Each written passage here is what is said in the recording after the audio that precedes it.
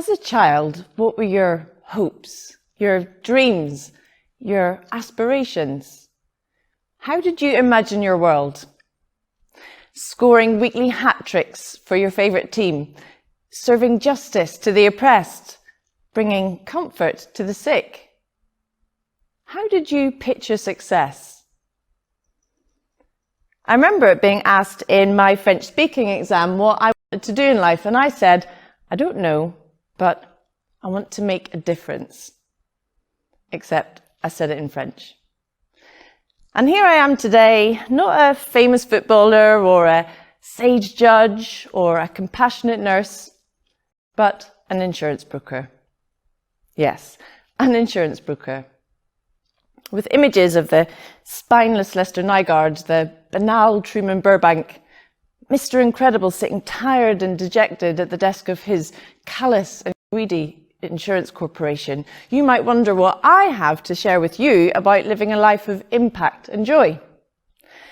And yet, my unexpected journey from burned out teacher to childminder to rising star in insurance has taught me a lot. Switching fear, disappointment, frustration, despair with joy, confidence, fulfillment, and impact. My career in insurance has taught me a lot about making decisions, assessing risks, and reframing challenges as opportunities. Every day I meet with really engaging and inspiring leaders, and when I ask them what drove them to launch the exciting and impactful organisations through which they do their work, there's almost always a recurring theme. It's one that I experienced myself. When people have the confidence to take a life-changing leap, it almost always seems to follow a significant and often negative life event. It might be a redundancy, a bullying boss, a relationship breakdown, or in my case, an episode of mental ill health. And that really interests me because at its core, it deals with risk management and risk assessment. Our minds are in a constant state of risk assessment. We make perhaps thousands of decisions every day, some of them conscious, some of them unconscious. For example, we approach the edge of a cliff on a blowy day. Instinctively, we take a step back for our safety, but when we choose to do a charity abseil, we might face the risk of reaching the cliff edge, making judgments on the trustworthiness of the instructor, the strength of the rope, the solidity of the rock. Fear can be great because it can keep us safe. It can stop us getting burned in a fire or burned in a relationship. It can stop us falling from a cliff or falling from grace. But a real secret to happiness is working out when fear keeps us safe and when it keeps us trapped in an unhappy cycle. How do we stop our irrational fears from hindering us from taking the required action towards our goals? When I talk to the engaging and inspiring leaders who have taken a leap towards their goals, the extent of the required action, the magnitude of the risk, the impact of perceived failure is no greater than before the significant event that pushed them. Why didn't they take a leap before things went wrong? Why didn't I? What has changed is the value or importance placed on the emotion, the fear. The fear might still exist, but it's no longer an obstacle that hinders us from taking the required action towards our goals. The fear was just a feeling to protect ourselves, sometimes from something physical, sometimes something emotional, fears of inadequacy, loss of control, failure, missing out, uncertainty, rejection, change, being judged. The action required, the likelihood of success, the impact of failure has not changed. But having the catalyst to push beyond the feeling, focus on the facts and take the required action significantly changes the decisions we make. Just because it's scary doesn't mean we can't or shouldn't take action. Which leaves us with a really exciting and liberating question. How do we identify the fears that are valid and keep us safe by avoiding risk, and those that we should challenge and push past? Well, what are the things you're not prepared to compromise on? What really matters to you? Where do they align with society's values? Where do they deviate? And what are the things you only fear losing because somebody else has said they're important? Confidence doesn't always equate with fearlessness, but it's a solid platform from where we can look beyond our fears, trusting in our own decisions. And a key to having that confidence is being really clear on our values: security, autonomy, boldness, compassion, meaningful work, wealth.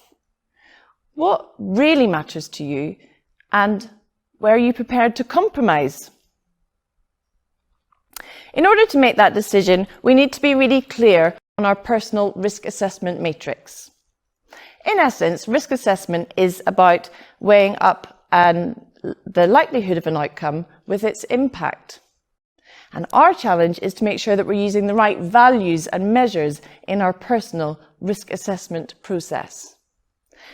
Because when we're burdened by making decisions based on the safety, security and success measures that are important to us, in addition to the safety, security and success measures that are important to other people, where they differ from our own, our comfort zone is very small and constrained. Our critical perceived disaster zone is much more intimidating and imposing. So much can go wrong. We can feel intimidated, uncertain, lacking in confidence, fearful.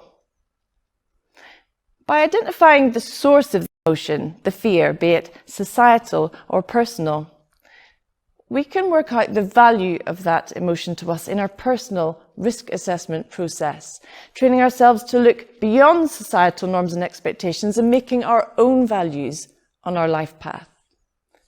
The likelihood of a risk being a hazard rather than an opportunity is not changed. What has changed is our readiness to take a leap and our level of fear at the outcome. When we don't care what others think, we're freed to live a life of more confidence, less fear, more contentment, greater impact. We can face life's challenges with excitement and integrity, living aligned to our own values, not those imposed on us. But what if we were to change how we view the challenges we're faced with? Insurance divides risks into two categories. Pure risks, also known as hazard or absolute risks, and speculative risks, also known as opportunity risks. Risks are uncertainties, be it hazard or opportunity. While only pure hazard risks are insurable, they're deemed to have two possible outcomes: loss or no loss. Fire is an example of a hazard. Either there is no unforeseen fire at your home, resulting in a status quo, no loss, no gain, or your home sets ablaze, resulting in a loss. There's no perceived chance of a gain from that risk. Opportunity risks can produce a loss or a gain. Launching a business is an example of an opportunity risk. There is the risk that your business will fail and you'll lose your investment. But there is the risk or opportunity that your business will thrive and your investment will grow. When we assess risks many times a day, we're weighing up an uncertainty with potential or expected reward. The key question to ask is, what do I want to gain? And what am I prepared to lose? But what if we were to consider all risks as opportunity risks, a chance to learn, grow, develop? While the desired outcome post-loss is generally perceived to be resilience or bouncing back, The true outcome is often fragility, damaged by disorder, or anti-fragility, made stronger through disorder. Robustness is when we just plough through challenges unaffected by them. And while that clearly has advantages at times, it also implies a lack of vulnerability. Without being vulnerable, perhaps we don't have the opportunity to be shaped, changed, moulded, improved by the challenges we face. When we allow ourselves to be positively shaped, reformed by challenges, perhaps growing in compassion, patience, inclusivity, for example, we can move beyond resilience to the state of anti-fragility, where we're made stronger and greater through the challenges we face. Can you think of someone who has faced great adversity and has grown in grace, dignity, wisdom through their journey? When we strive to bounce forward, there still might be things we fear for the health and safety of loved ones, for example, but we might have greater confidence and self-belief in our own ability to face the fears and challenges that currently hinder us from taking the required action to achieve our goals. Imagine your world living outside the pressure of meeting society's expectations, but making value-based decisions that give you the confidence to take action towards your goals based on their rewards, not precipitated through fear. Living that life of confidence and integrity, imagine the impact you could make, changing the world for the better. So, to pursue fearlessness, let's clearly define our values, goals, ambitions, ideas of success. Accept that trials will change us and have confidence in our own strength to tackle any challenge. What would you do if pursuit of your dreams drove you, not your fears? What would you leap to grab hold of? What would you do today?